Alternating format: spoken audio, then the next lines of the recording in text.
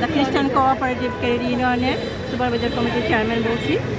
আমাদের দাবি আজকে যার জন্য আমরা এখানে এসেছি, এটা হলো বাংলাদেশ খ্রিস্টান সমাজে একটা বিশেষ দাবি যে আমাদের ইস্টার সানডে ছুটি, আমাদের একটা পবিত্র দিন, আমরা এই ইস্টার সানডে ছুটিটা চাচ্ছি। এবং আমাদের বর্তমান সরকারের কাছে আমাদের একটাই দাবি, যেন উনি আমাদের ইস্টার সানডে ছুটিটা ঘোষণা করে এবং আমাদের এই ন্যায্য দাবিটা যেন উনি মেনে নেন। ধন্যবাদ সরকার। পৃথিবীর সব দেশেই আছে ইস্টার সানডে ছুটিটা, পৃথিবীর সব দেশেই আছে এবং আমাদের বাংলাদেশে শুধু ছুটিটা নাই।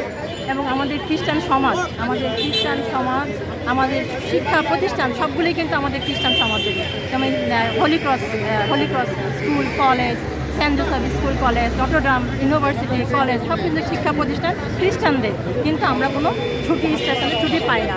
আমাদের দেখা গেছে আমাদের ছেলে মেয়ে নিয়ে অনেক সময় ইস্টার সানডেতে আমরা কোনো উৎসব করতে পারি না, আমরা দেশে যেতে পারি না, কাজের ক্ষেত্রেও আমাদের কোনো উৎসব আমরা ছেলে মেয়ে নিয়ে করতে পারি না। আমাদের সেই ইস্টার সানডে ছুটিটা সেইভাবে আমাদেরকে ছুটি ঘোষণা দেয়নি সরকার কখনো।